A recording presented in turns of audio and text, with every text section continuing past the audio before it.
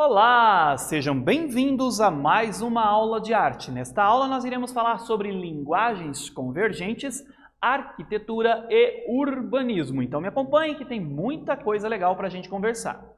Como objetivo nós vamos conhecer e analisar as linguagens convergentes, a compreender sobre arquitetura e urbanismo. Pense um pouco, convergir. Você sabe o que isso significa? E você sabe como é projetada uma cidade? Então nós temos duas perguntas aqui. Convergir. O que será que significa convergir? E o que a arte tem a ver com isto? E como é projetada uma cidade? Ou seja, quando eu tenho a intenção em construir, por exemplo, um bairro, é só chegar ali, sentar lajota e construir casa e prédios? Ou existe todo um planejamento antes? É disso que nós vamos falar. Bom, sobre linguagens convergentes, as linguagens convergentes são aquelas que se alimentam dos aspectos estéticos e poéticos da arte. Eu acho tão bonito esta frase. Alimentar-se dos aspectos estéticos e poéticos da arte. Ou seja, são produtos que na prática não pertencem à arte, não são artísticos, não são materiais artísticos, mas que se utilizam, se apropriam da linguagem artística para poder esteticamente ter uma forma bonita, uma forma que nos atrai, principalmente na área do consumo. Quando eu quero comprar, por exemplo, um móvel, então ele tem que ser atraente, eu tenho que me sentir atraído pela beleza, pelas cores, pela organização. O nome disso é linguagem convergente, porque eu vou utilizar a linguagem artística, por exemplo, das artes visuais, para poder esteticamente organizar aquele produto que se torne atraente aos olhos do consumidor. E poético, porque muitas vezes muitos produtos que a gente compra têm uma certa poesia no seu entorno, uma certa beleza que chega a ser poética, se é que você me entende.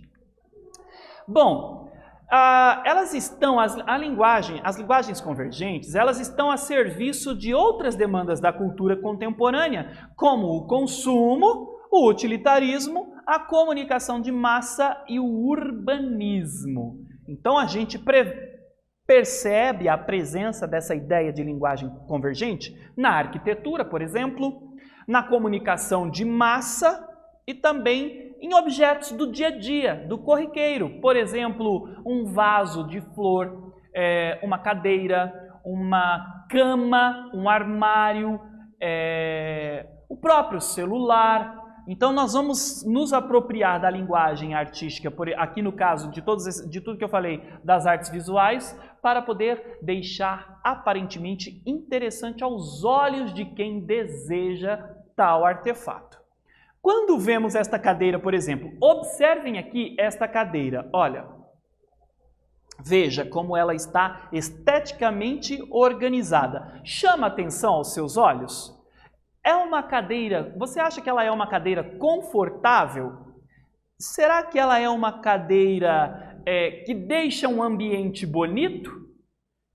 Vamos pensar numa cadeira de plástico, essas cadeiras que a gente usa na praia.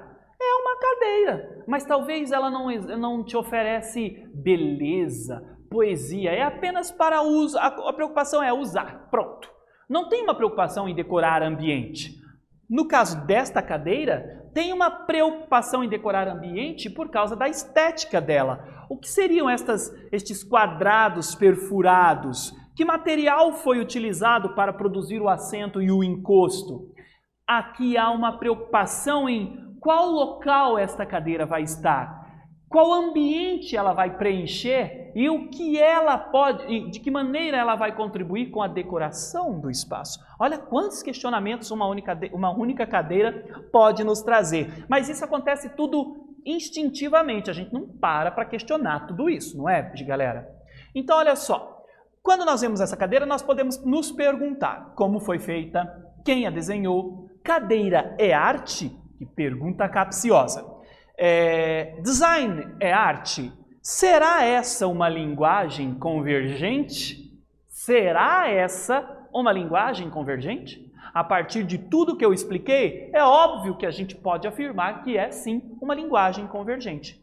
Para desenhar a delicada cadeira EE08, o alemão Jans Otten buscou inspiração na arquitetura.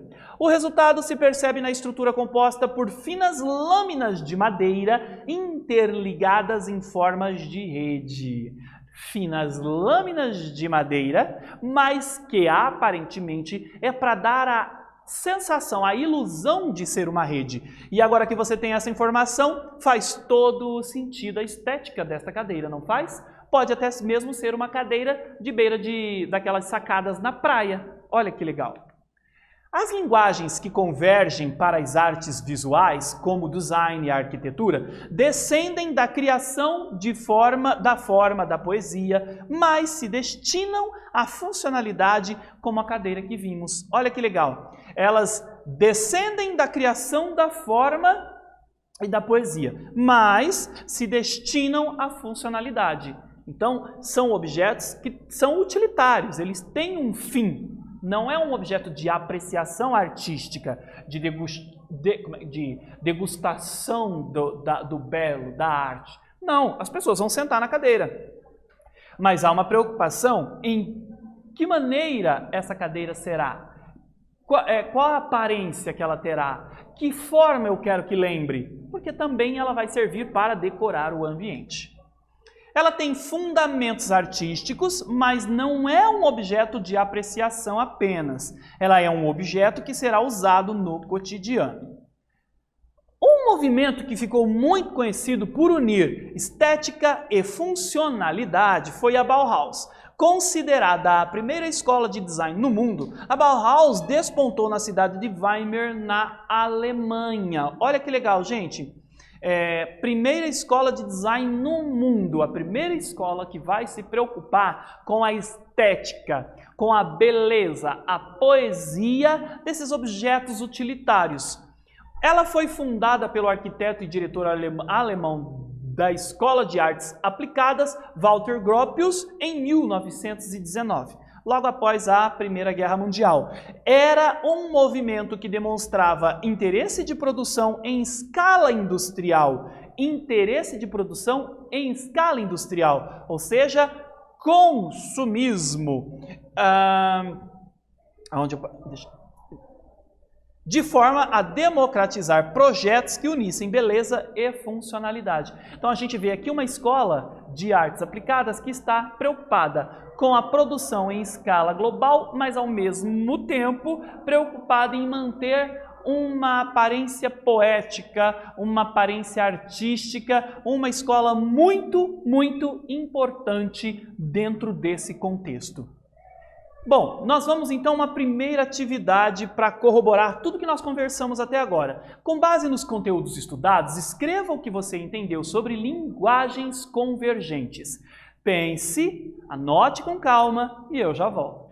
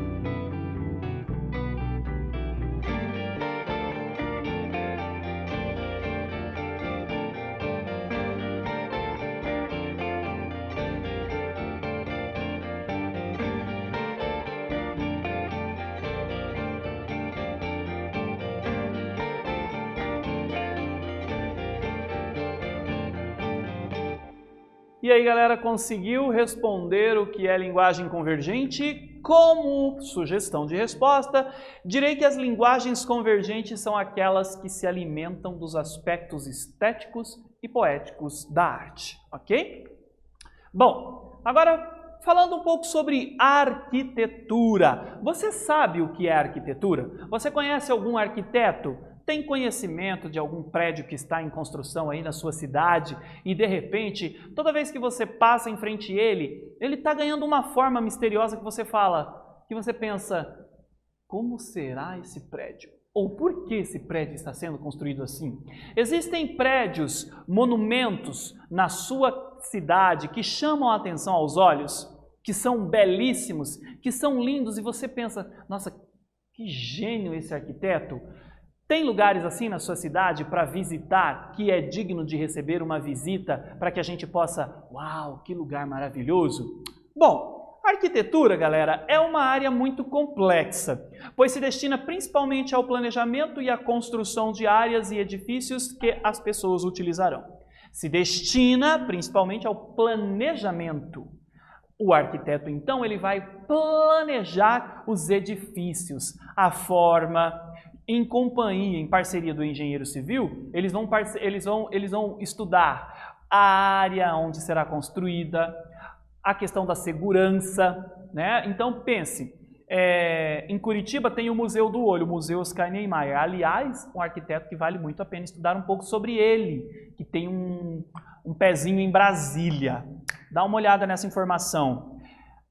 Quando ele pensa em construir o Museu do Olho, aquele monumento maravilhoso que é o olho, ele não foi simplesmente construído. Teve toda uma pesquisa de distribuição de peso, do espaço, da dimensão, se ele ia ser eficaz, se ia realmente oferecer a ideia que o Oscar queria, certo? E também a preocupação com a estética, com a beleza, com a informação que ele queria passar. E tornar também o espaço agradável ao mesmo tempo. Uma obra arquitetônica mal sucedida pode ter impactos na relação das pessoas com o ambiente ou até mesmo na segurança de quem a usufrui. Pois é. Quando nós vamos construir um prédio, há toda uma pesquisa em torno desta construção. Eu não posso simplesmente construir uma casa. Eu tenho que ver se o solo onde ela será construída, ela suporta aquele peso, certo? Depois eu vou pensar na distribuição de todo o material que eu vou utilizar para segurar a casa em si. Se for uma casa de só um andar, ok. Se for uma casa de 2 andares, térreo e primeiro andar, ou um triplex, então tudo isso entra numa pesquisa antes da sua construção. Imaginem os grandes arranha-céus.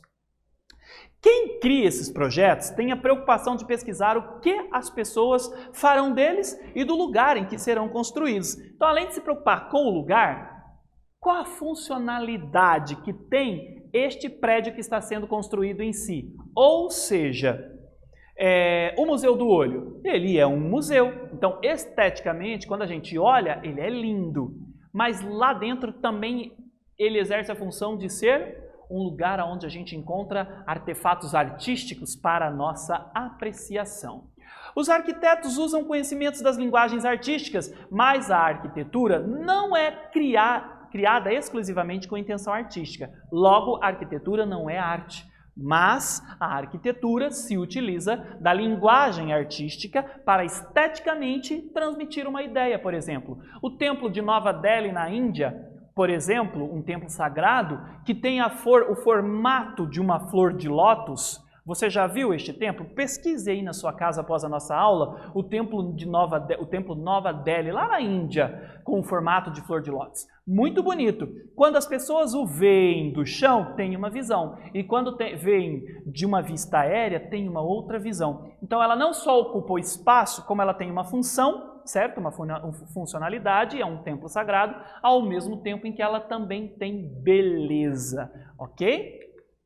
Aqui eu trouxe para vocês, olha aqui o Museu do Olho que eu comentei com vocês, Museu Oscar Niemeyer. O arquiteto é o Oscar Niemeyer, o museu recebe o nome dele, e aqui nós temos o Museu do Olho. Tá vendo aqui, gente, ó? é para parecer um olho. Não parece um olho quando você observa? Dizem que quando o sol bate a uma certa hora, a gente enxerga ali um olho. Essas placas solares têm a função de fazer parecer um olho. Olha que legal. Dizem, eu ainda não tive essa experiência, embora já fiz algumas visitas no Museu Oscar Niemeyer, eu ainda não tive essa experiência que me narraram certa vez. E aqui eu trouxe para vocês a Catedral de Maringá, do José Augusto Bellucci. Olha só esta catedral, gente, pontuda, extremamente alta, ela deve exercer alguma função.